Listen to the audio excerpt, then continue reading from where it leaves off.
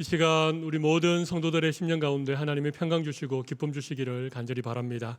옆에 계신 분들에게 하나님의 평강과 기쁨이 가득하시기 바랍니다. 서로 축복하겠습니다. 하나님의 평강과 기쁨이 가득하시기를 바랍니다. 아주 열심 많은 한 성도가 하나님 앞에 열심히 기도하는 가운데 주님께서 가까이 다가오셔서 이렇게 말씀하시는 것 같은 것을 느꼈습니다. 너는 나 때문에 행복하니? 주님께서 이렇게 묻는 것 같아서 갑자기 당황스러웠습니다. 만약 주님이 너 요즘 최선을 다하여 충성하고 있니? 이렇게 물어보셨다면 부족하지만 예 주님 제가 부족하지만 충성하고 있습니다. 이렇게 대답할 수 있었을 텐데 너는 나 때문에 행복하니? 이렇게 물어보시니까 갑자기 어떻게 대답을 해야 될지, 그리고 내가 정말 주님 때문에 행복한가? 그런 생각 때문에 미처 대답을 하지 못하고 어깨를 들썩이며 흐느끼고 있는데 주님께서 가까이 다가오셔서 이렇게 말씀해 주셨습니다. 나는 너가 나를 위해서 충성하는 것도 좋지만 너가 나 때문에 행복해지기를 더 원한단다. 여러분 주님 때문에 행복하십니까? 하나님께서 우리를 기뻐하시고 하나님께서 우리를 참 사랑하시기 때문에 우리도 주님 때문에 기뻐하고 주님 때문에 행복해지는 것을 하나님이 원하신다는 것입니다. 스바냐 3장 17절 말씀 보면 우리가 잘 아는 말씀이 있습니다. 너의 하나님 여호와가 너의 가운데 계시니 그는 구원을 베푸실 전능자시라. 우리 한번 같이 읽어볼까요? 그가 너로 말미암아 기쁨을 이기지 못하시며 너를 잠잠히 사랑하시며 너로 말미암아 즐거이 부르며 기뻐하시리라 하리라. 내가 너로 말미암아 기쁨을 이기지 못하겠다. 이 주님이 우리를 바라보시는 고백입니다. 내가 너로 인하여 기쁨을 이기지 못하겠다. 내가 너를 잠잠히 사랑하며 너로 인하여 즐거이 부르며 기뻐하겠다. 하나님께서 우리를 바라보실 때 물론 우리의 부족한 것들, 또 우리의 부끄러운 것들, 연약한 것들 많이 있지만 하나님이 우리를 바라보시고 내가 기뻐하겠다. 내가 너희를 잠잠히 사랑한다. 여러분 여기 잠잠히 사랑한다 이 말씀의 의미가 어떤 의미일까요? 하나님께서 우리에게 내가 너 사랑해 그렇게 말씀하지는 잘 않으십니다. 특별히 하나님이 나를 사랑한다라고 하는 구체적인 증거가 손에 잡힐 만한 것들이 별로 없을지도 모르겠습니다. 근데 하나님이 우리를 사랑하는 것은 소리 내지 않고 잠잠한 가운데 우리를 사랑하신다는 것입니다. 어떤 순간에는 정말 하나님이 나를 사랑하실까? 하나님의 사랑에 대해서 의심도 들고 마치 하나님이 나를 사랑하지 않는 것 같은 그런 생각이 들지만 가만히 생각해 보면 조금 더 시간이 지나고 보면 하나님 나를 사랑하셨구나. 그것을 고백할 수밖에 없는 그런 사랑으로 하나님 우리를 사랑하고 계신다는 것입니다. 그리고 하나님은 우리를 바라보시면서 즐거이 부르시며 기뻐하시겠다. 너로 말미암아 즐거이 부르며 기뻐하겠다. 왜 그럴까요? 왜 하나님께서 우리를 바라보시면 기뻐하시고 우리를 바라보시면 행복해하시고 우리를 잠잠히 사랑하시고 우리를 즐거워하시는 그런 분이실까요? 이유가 뭘까요?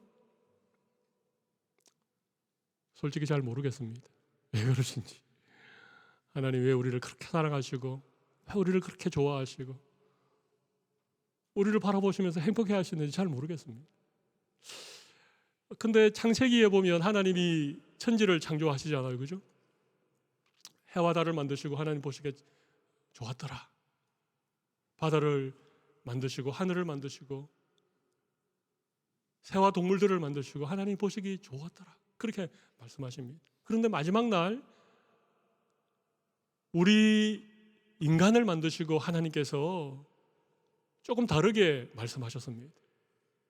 여세 동안 만드신 모든 것을 보시고 좋았더라 그렇게 말씀하셨는데 유독 우리 인간을 만드시고 난 다음에 하나님이 보시고는 뭐라고 말씀하셨습니까? 네, 심히 좋았더라. 그냥 좋았더라가 아닌 심히 좋았더라. 하나님이 우리를 만들어 놓고 하나님 보시기에 너무너무 좋아 보이고 너무너무 기뻐하셨다는 그런 얘기입니다.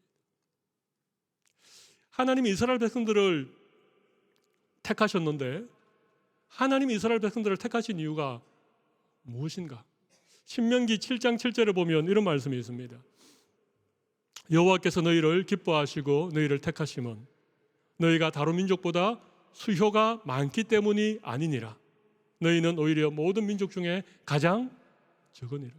하나님이 이스라엘 백성들을 여러 민족 가운데 택하셔서 하나님의 백성이 되게 하셨는데 하나님이 이스라엘을 택하시고 하나님의 백성 삼으신 이유가 뭐라고요?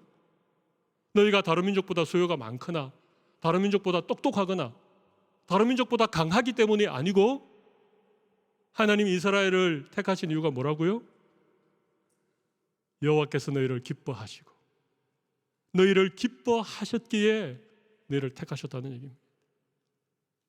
물론 여기 기뻐하시고가 하나님이 이스라엘 백성들을 택하신 이유라고 그렇게 얘기하기에는 이 문장의 의미상 약간 무리가 있긴 하지만 그러나 이 말씀을 잘 읽고 묵상해 보면 하나님이 이스라엘 택하신 다른 이유는 없습니다.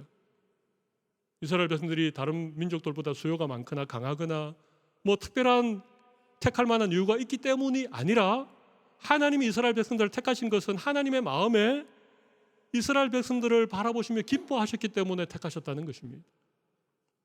그리고 그들을 하나님의 백성으로 택하셨기에 하나님은 더더욱 이스라엘 백성들을 기뻐하신다는 얘기입니다.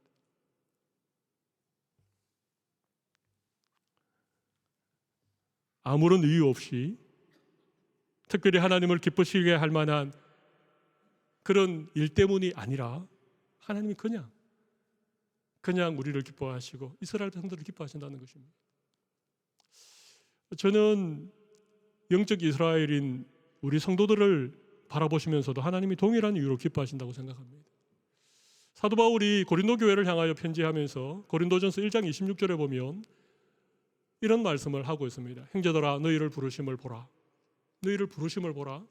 육체를 따라 지혜로운 자가 많지 아니하며 능한 자가 많지 아니하며 문벌 좋은 자가 많지 아니하도다. 하나님이 고린도 교회 성도들을 부르신 것, 하나님이 우리를 택하시고 하나님의 자녀로 부르신 것은 우리가 남들보다 더 지혜롭거나 남들보다 더 능력이 많거나 우리의 가문이 대단하거나 그런 것 때문에 우리를 하나님의 자녀로 부르신 것이 아니다.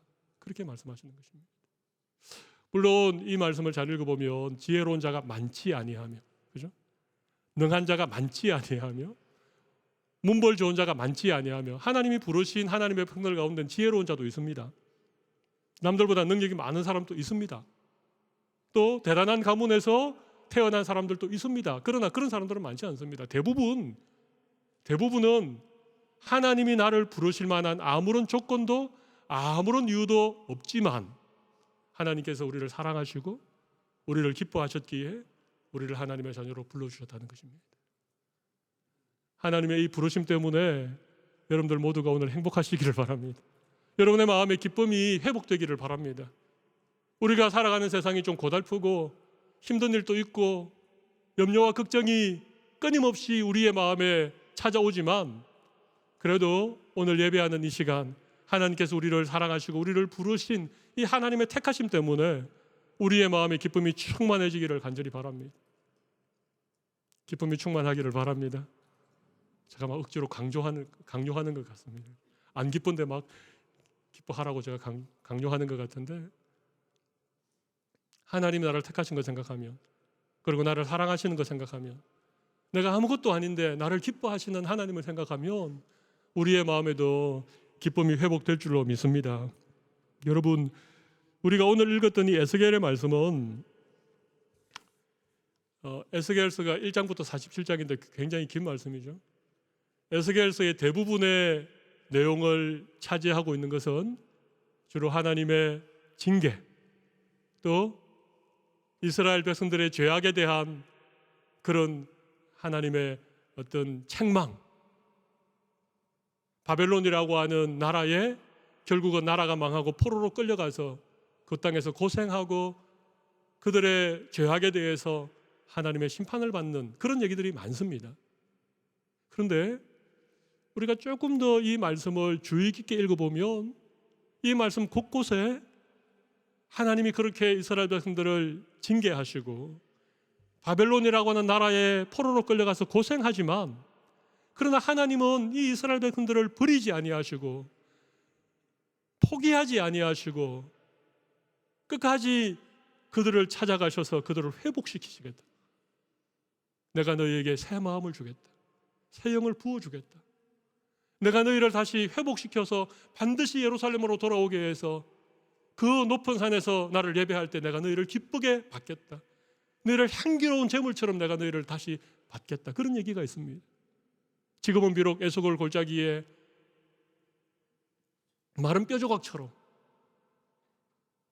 그런 너희의 모습이지만 내가 너희들 가운데 다시 생기를 불어넣어서 마른 뼈가 살아나는 그런 놀라운 은혜를 주겠다. 이게 에스겔서에 숨어있는 정말 하나님의 마음이 에스겔서 곳곳에서 나타나고 있습니다. 우리가 오늘 읽은 이 에스겔 20장도 마찬가지입니다. 특별히 우리가 40절부터 44절을 읽었는데 이 말씀 보면 40절에 이런 말씀이 있죠. 내가 그들을 기쁘게 받을지라. 기쁘게 받겠다. 41절에 보면 또 어떤 말씀이 있습니까? 내가 너희를 향기로 받겠다. 기쁘게 받겠다. 향기로 받겠다. 이 얘기를 하나님이 지금 에스겔 선지자를 통하여 우리에게 하고 있는 것입니다. 너희들이 범죄하여서 회개하지 아니하고 너희의 마음이 완악해져서 결국은 너희가 바벨론 땅에 포로로 잡혀와서 지금 그 바벨론 땅에서 고생하고 절망하고 힘들어하겠지만 그러나 내가 너희를 다시 회복시키시고 너희를 내가 기쁘게 받아주겠다. 여기 받을지라 또 향기로 받고라는 말은요 accept입니다. accept. 하나님이 넓은 가슴에 우리를 받아주시겠다. 그런 얘기입니다.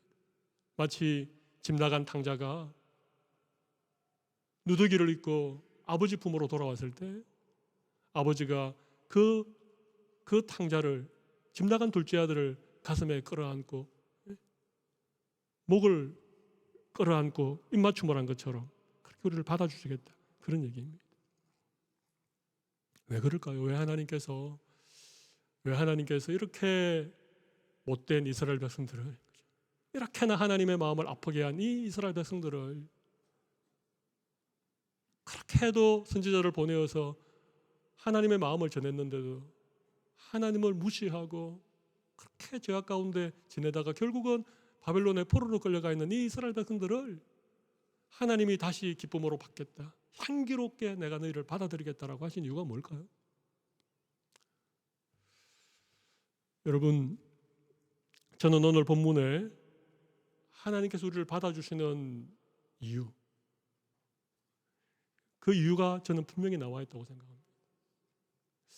그러니까 우리는 도무지 이해할 수 없는, 그러나 하나님이 어떤 분인지를 우리가 알면 하나님이 이런 분이시기 때문에 우리를 받아주시는구나. 알 수 있는 세 가지 이유가 나옵니다. 제가 자막에 좀 올려놓았죠, 그죠? 첫 번째는요, 하나님은 거룩함을 나타내시는 분이시기 때문에 그렇습니다. 두 번째는 42절에 하나님이 손을 들어 맹세하셨던 분이시기 때문에 그렇습니다. 세 번째 이유는요, 하나님의 이름을 위하여 행하시는 분이시기 때문에 그렇습니다. 거룩함을 나타내심, 손을 들어 맹세하심, 이름을 위해 행하심. 혹시 메모할 수 있으신 분들은 이 세 가지를 좀 메모해 보십시오. 하나님이 거룩하신 분이시기 때문에 하나님이 이스라엘 백성들을 용납하신 거예요. 여러분, 거룩이라고 할 때 어떤 의미가 떠올리십니까? 하나님은 거룩한 분이시죠? 그러니까 하나님의 거룩함이 나타난다라고 할 때 여러분에게는 어떤 느낌이 드십니까? 무서운 느낌이 드십니까? 막 하나님의 거룩함이 나타나면 천둥 번개가 치고 구름이 쫙 하고 감히 우리의 눈을 들어서 볼 수 없을 만큼 그렇게 영광스러운 어떤 광경을 여러분 상상하시죠. 물론 그게 하나님의 거룩하심 맞습니다. 근데 여러분, 거룩이라고 하는 것은요, 구별된다라는 의미가 있습니다. 하나님이 거룩하시다라고 말씀하시는 것은 하나님은 우리와 전혀 다른 분이라는 얘기입니다. 하나님이 거룩하다라고 말하는 이 말씀의 의미는 이 세상과는 하나님이 도무지 같을 수 없는 너무나도 다른 분, 우리와는 차원이 다른 분, 이것이 하나님의 거룩입니다. 하나님이 이스라엘 백성들에게 거룩하심을 나타내셨다, 이 얘기는요, 세상의 수많은 신들, 그 가나안 땅의 많은 우상들, 이방신들, 그들이 하는 방식과 하나님이 이스라엘 백성들을 대하는 방식은 완전히 다르다는 얘기입니다. 이게 하나님의 거룩하심입니다. 제가 조금 더 설명을 드려볼게요. 만약 세상이 하는 방식으로 했다면 이방신들이 이스라엘 백성들을 만약에 대했다면 이스라엘 백성들은 100번 심판을 당하고, 그죠? 이미 나라가 다 망하고 이 땅에서 그 이름조차 다 사라져 버렸을 것입니다.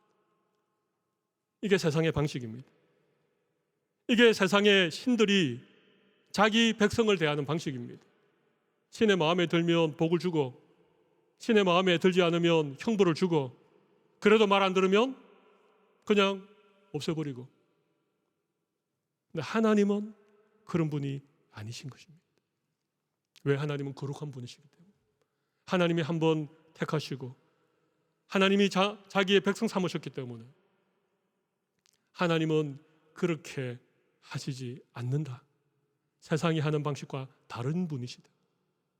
이 세상의 수많은 이방신들과는 전혀 다른 거룩하신 하나님, 그분의 거룩하심이 나타나는 것이죠. 그래서 하나님은 이스라엘 백성들을 다시 회복시키시는 거예요.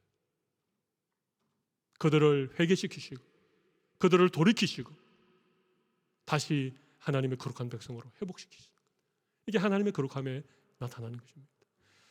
손을 들어 맹세하셨다는 말씀은 42절에 나오죠. 내가 내 손을 들어 너희 조상들에게 주기로 맹세한 땅 곧 이스라엘 땅으로 너희를 인도하여 드릴 때에 너희는 내가 여호와인 줄 알 것이다. 여기 손을 들어 맹세했다는 것은 굉장히 강조한 표현입니다. 여러분, 하나님이 약속을 하셨다, 언약을 맺으셨다, 이런 말씀은 많이 우리가 듣지 않습니까? 하나님의 약속이 대단히 중요한 것은 사람의 약속은 상황에 따라서 바뀔 수도 있고 지키지 못할 때도 있을 수 있죠. 그러나 하나님의 약속은 반드시 이루어지는 것이 약속입니다. 우리가 하나님의 약속의 백성 되었기 때문에 하나님이 반드시 우리를 영원한 구원의 자리로 인도해 주실 것입니다. 이게 하나님의 약속이죠. 그런데 맹세하셨다는 것은 그보다 훨씬 강한 표현입니다.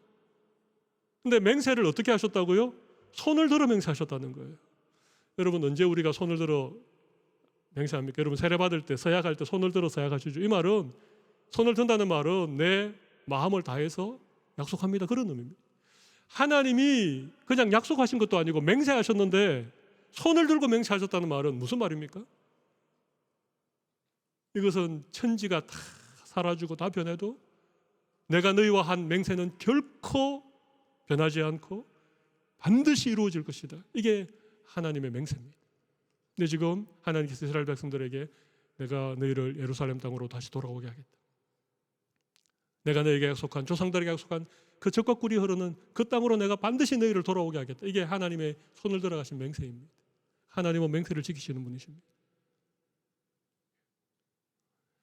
그래서 하나님께서 이스라엘 백성들을 기뻐하시고 그들을 받아주신 것이죠. 또 하나는요, 44절 말씀 보시면 이런 말씀이 있습니다. 이스라엘 족속아, 내가 너희의 악한 길과 더러운 행위대로 하지 아니하고, 그 다음 뭡니까? 내 이름을 위하여 행한 후에야 내가 여호와인 줄 너희가 알리라. 하나님의 이름을 위하여 행하셨다는 것이 대단히 중요합니다. 하나님은 이스라엘 백성들을 애굽 땅에서 구원해 내실 때에 당신의 이름을 걸고 그 일을 행하셨습니다. 그죠? 그래서 모세를 통해서 하나님의 이름을 이스라엘 백성들 가르쳐 주셨죠. 나는 스스로 있는 자니라. 여호와 하나님. 그러니까 이스라엘 백성들은요, 하나님의 이름이 걸려 있는 백성입니다. 그래서 하나님께서 이스라엘 백성들에게 행하실 때에 그들의 악한 길이나 그들의 더러운 행위를 따라서 하나님이 행하시는 것이 아니라 하나님의 이름을 위하여 행하시겠다는 것입니다. 여러분, 에스겔 20장을 보면 하나님의 이름을 위하여 행하시겠다는 얘기가 여러 번 나옵니다. 20장 9절에도 나옵니다. 거기 보면 그러나 내가 그들이 거주하는 이방인 내 눈앞에서 그들에게 나타나 그들을 애굽 땅에서 인도하여 내었나니, 그 다음 뭡니까? 이는 내 이름을 위함이라. 내 이름을 이방인의 눈앞에서 더럽히지 아니하려고 행하였습니다. 하나님 이스라엘 백성들이 출애굽해서 가나안 광야를 지나는 동안 얼마나 자주 하나님께 범죄하고 원망하고 하나님 실망시켰습니까? 한 번은 하나님이 진짜 내가 이 불평하고 원망하는 이스라엘 백성들을 다 광야에서 죽이고 모세 너를 통해서 내가 새로운 민족을 이루어야 되겠다. 그렇게 모세에게 하나님이 말씀하셨는데 모세가 하나님 그렇게 하지 마십시오. 하나님의 이름을 위하여 그렇게 하지 마십시오. 그래서 하나님이 뜻을 돌이키시고 다시 이스라엘 백성들을 용서하셨거든요. 하나님의 이름이라고 하는 것은 명예로운 것입니다. 더럽혀질 수가 없는 것입니다. 그리고 하나님은 하나님의 이름을 걸고 이스라엘 백성들을 자기 백성 삼았기 때문에 하나님의 이름이 더럽혀지기를 원치 않습니다. 그런 의미입니다. 14절에도 똑같은 말씀이 나옵니다. 내가 내 이름을 위하여 달리 행하였나니. 하나님이 자기 이름 때문에 다르게 행하셨다는 것입니다. 내가 그들을 인도하여 내는 것을 본 나라들 앞에서 내 이름이 더럽혀지지 아니하려 함이었다. 22절에도 똑같은 말씀이 있습니다. 내가 내 이름을 위하여 내 손을 막아 달리 행하였나니. 내 손을 막아 달리. 하나님이 손을 막았다는 것은 무슨 말입니까? 이스라엘을 심판하려고 하는 손을 막으셨다는 것입니다. 그들의 악한 길과 더러운 행위대로 하면 그들은 100번 심판을 받고 100번 멸망해야 되지만 하나님이 손을 막고 다르게 행하셨다는 것입니다. 이유는 뭡니까? 내가 그들을 인도하여 내는 것을 본 여러 나라 앞에서 내 이름을 더럽히지 아니하려 하여. 하나님의 이름을 위하여 행한다는 게 얼마나 놀라운 일인지 모릅니다. 이스라엘 백성은 하나님의 이름으로 부름받은 백성입니다. 오늘 우리 모두는 하나님의 이름으로 부름받은 하나님의 백성들입니다. 우리의 이름에는 하나님의 이름이 함께 있습니다. 그래서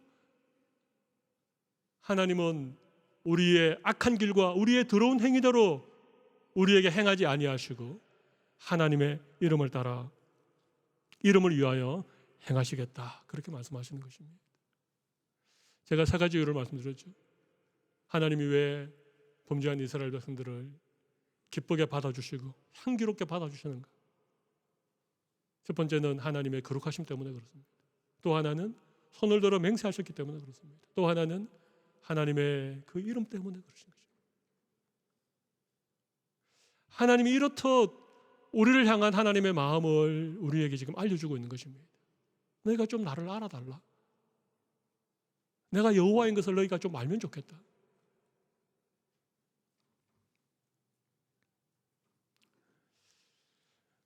아마 오늘 말씀을 듣는 가운데 우리 마음속에 이런 생각이 드는 분이 있을지 모르겠습니다. 지금까지 하나님의 거룩함, 하나님의 어떤 맹세, 하나님의 이름, 여기에 대해서 우리는 왠지 모르는 어떤 경외감, 어떤 두려움, 그래서 우리의 마음에 늘 하나님 앞에 다가갈 때마다 조심스럽고 좀 경건해야 되고 어떤 그런 마음을 늘 가지고 계셨는지 모르겠지만 사실은 하나님의 거룩함이나 하나님의 맹세나 하나님의 이름은 우리가 생각하는 것 이상의 차원을 가지고 있다는 것입니다. 하나님의 거룩함 때문에 이 세상이 하는 방식과 다르게 우리를 사랑하시고 하나님의 그 맹세 때문에 우리의 어떠함에도 불구하고 우리를 포기하지 아니하시고 끝까지 우리를 사랑하시고 하나님의 그 이름 때문에 하나님은 좀 다른 방식으로 우리에게 행하시고 있다는 것입니다. 여러분, 우리는 하나님께 특별한 존재들입니다. 하나님이 기뻐하시는 자들입니다. 하나님이 정말 사랑하시는 사랑의 대상이 구원받은 하나님의 백성들인 우리들입니다. 그래서 여러분, 이 하나님의 마음을 우리가 좀 기억하고 그 하나님 때문에 좀 기뻐할 수 있는, 그리고 우리도 하나님이 기쁨이 되는 그런 삶을 살아가면 참 좋겠습니다. 어떤 한 남자가 버스를 타고 어디론가 가고 있습니다. 사실 이 남자는 지금 4년간의 그 수감 생활을 마치고 가석방을 받아서 이제 고향으로 돌아가는 그런 남자였습니다. 근데 이 남자가 가석방이 결정되는 날 집으로 편지를 한 통 보냈습니다. 아내에게 편지를 보냈습니다. 내가 당신에게 큰 잘못을 하고 죄를 범하고 감옥에 와 있다가 4년 만에 가석방이 되어서 이제 집으로 돌아가는데, 만약 당신이 나를 용서하고 나를 다시 받아들여 준다면 동네 앞 큰 참나무에 노란 손수건을 하나 꼭 매달아 주면, 만약 버스를 타고 가다가 그것이 보이면 내가 거기에서 내려서 당신에게로 가겠고, 참나무에 노란 손수건이 안 보이면 그냥 그 버스를 타고 그냥 당신이 없는 곳으로 그냥 나는 가겠다. 그렇게 편지를 써 보낸 거예요. 그리고 이 남자가 버스를 타고 이제 고향 동네가 보이는 곳으로 점점 다가가고 있습니다. 마지막 커브를 돌면 고향 동네입니다. 버스가 마지막 커브를 도는 순간 그 동네 여기에 있는 큰 참나무에 노란 손수건이 매달려 있었을까요?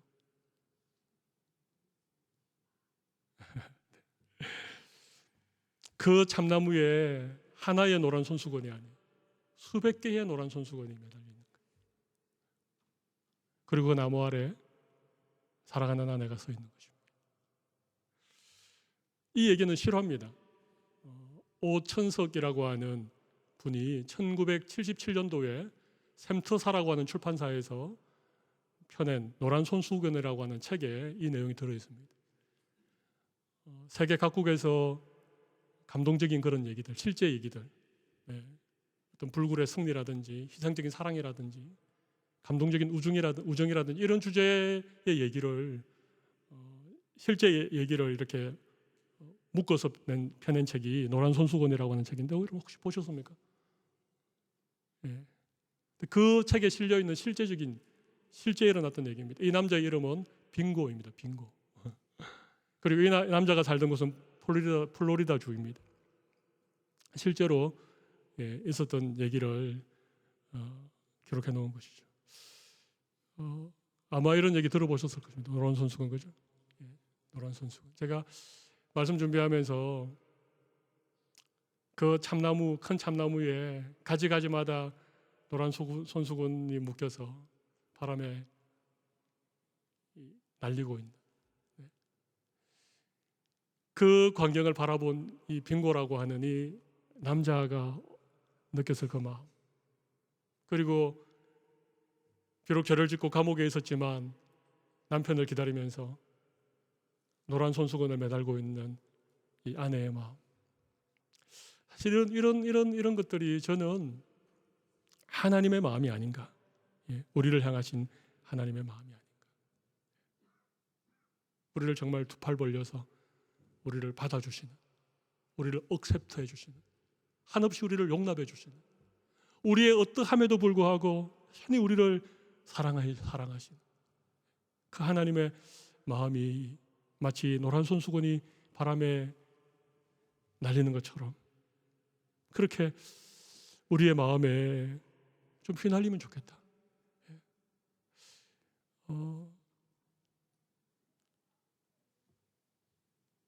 뉴질랜드에는 구름이 참 많잖아요, 그죠? 참 구름이 형형색색 정말 다양한 모양으로 구름이 있는데 제가 말씀 준비하다가 구름을 바라보면서 저게 노란 손수건처럼 보인다. 우리를 향하신 하나님의 마음이 막 표현된 것 같아요. 언제라도 달려오면 두 팔 벌려서 우리를 안아주실 것 같아요. 저는 예배가 다른 게 아니라고 생각합니다.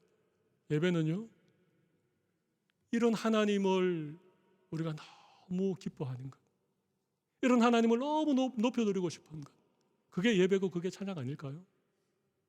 기도는 나를 이토록 사랑하시는, 나를 하염없이 받아주시는 그 하나님께 나가서 그 하나님과 교제하고 그 하나님과 좀 대화하고 싶은 것, 이게 기도 아닐까요? 순종은 뭐겠습니까?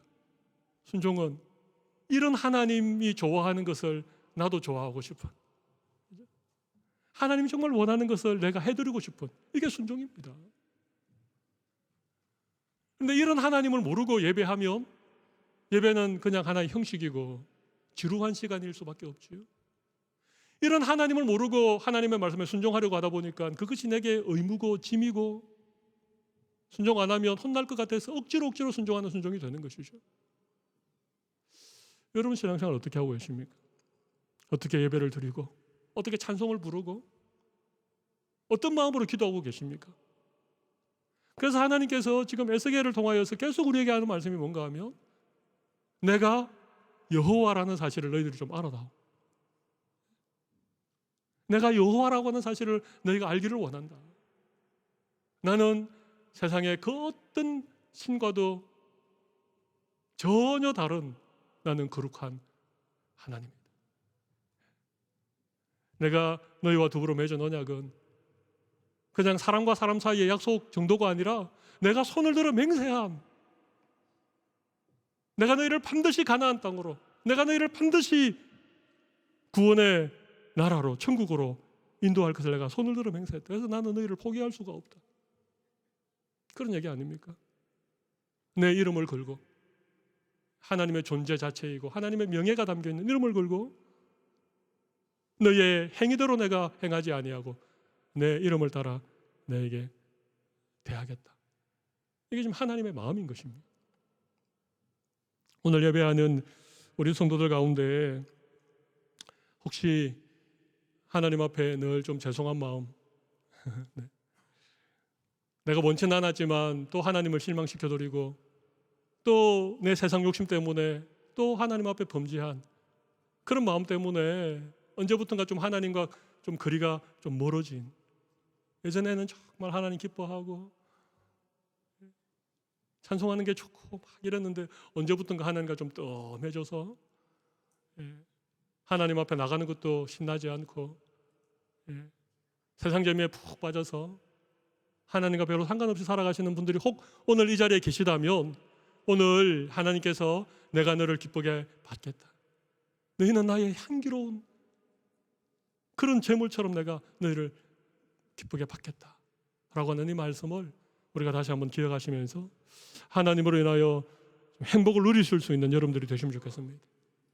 우리가 하나님의 기쁨이라고 하는 사실을 다시 한번 기억하시고, 우리 또한 하나님의 기쁨이 되는 그런 삶의 변화가 있는 우리 모든 성도들이 다 되시기를 바랍니다.